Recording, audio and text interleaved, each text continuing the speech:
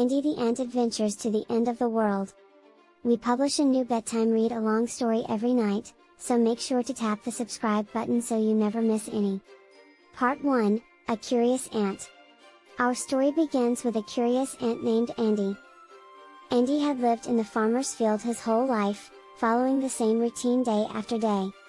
He woke up, worked hard gathering food and tending to the queen, and returned to his anthill at night, exhausted but satisfied. One day, as Andy was going about his usual routine, he couldn't help but wonder if there was more to life than just work. He watched as the birds soared high in the sky and the butterflies fluttered freely. He longed to explore beyond the confines of his anthill and see what else the world had to offer. He shared his thoughts with his ant friends, but they laughed and shook their heads, thinking he was crazy for wanting to leave the safety of their colony. "Are you kidding, Andy?" one of his friends, Alex, said. "We have everything we need right here. Food, shelter, and safety. Why would you want to leave all that?" Andy tried to explain that he wanted to experience the world beyond their colony, but his friends just didn't understand.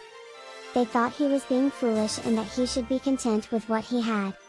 But Andy couldn't ignore the feeling that there was more to life than just staying close to his anthill and working every day. He knew he had to see what lay beyond the farmer's field, even if it meant going alone. The next day, Andy set out on his adventure, determined to see what lay at the end of the world for an ant. He walked for hours until he reached the edge of the farmer's field. As he looked out into the distance, he knew that this was the end of the world for him. But he couldn't help but wonder what lay beyond the horizon. Andy knew he had to find out. Part 2, An Adventure Companion. As Andy stood at the edge of the farmer's field, he knew that he couldn't venture into the unknown alone. He needed a companion, someone who shared his curiosity and thirst for adventure. He decided to go back to another anthill he'd seen on his journey. It took him some time, but finally he arrived. Most of the ants were busy working or tending to the queen, but then he spotted an ant, who seemed to be standing alone, lost in thought. "Hey friend!" Andy called out. "I'm Andy, I've come from another anthill all the way over the other side of the world." "Wow, that's amazing. I'm Ben." The other ant called back. "Hey, Ben!" Andy called out. "What are you up to?" Ben looked up, surprised by Andy's question. "Oh, not much, just thinking about. Well, I don't know, really." Andy's eyes lit up. "That's perfect. I've been thinking about exploring beyond the farmer's field, and I need a companion. Would you like to come with me?" Ben hesitated. He had never ventured beyond the anthill before and wasn't sure if he was ready for such an adventure. But the idea of exploring the unknown and seeing what lay beyond was too tempting to resist. "Okay, I'll do it," he said, a smile spreading across his face. Andy grinned. "Great! Let's do it."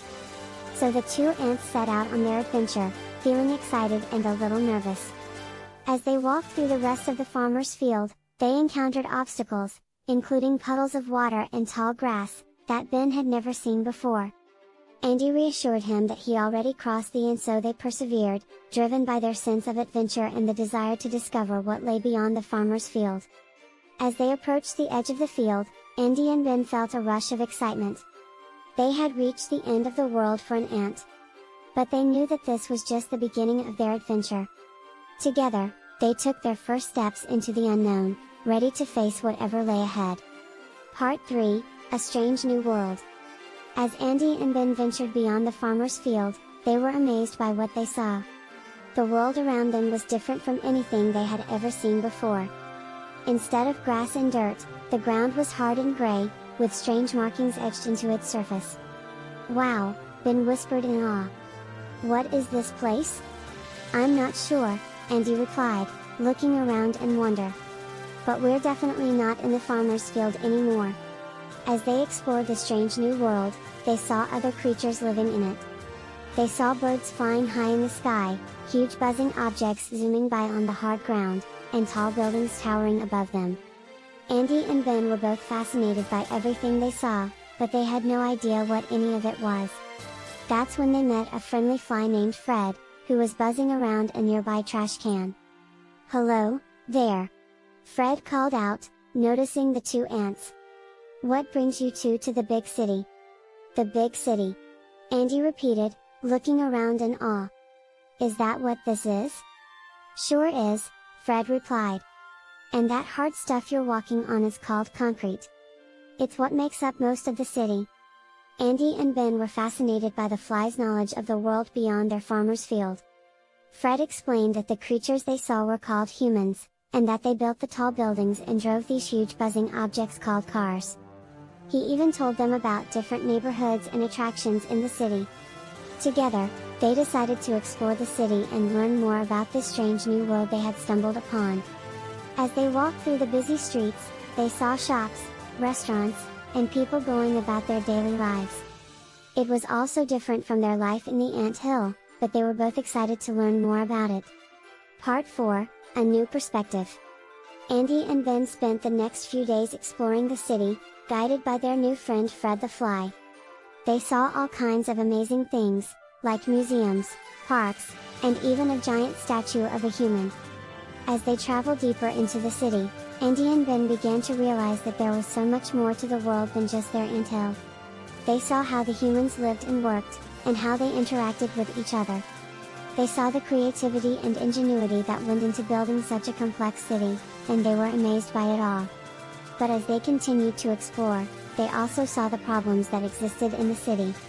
They saw how some humans were struggling to make ends meet, and how others were treating the world around them with little care or respect. They saw how some areas of the city were dirty and polluted, and how some humans seemed to be more interested in money and power than in helping others. Andy and Ben had never seen anything like this before, and they were both overwhelmed by the sheer size and complexity of the city. But they also knew that they had gained a new perspective on the world around them. They realized that there was more to life than just working and staying close to the anthill, and that there was so much more to learn and explore.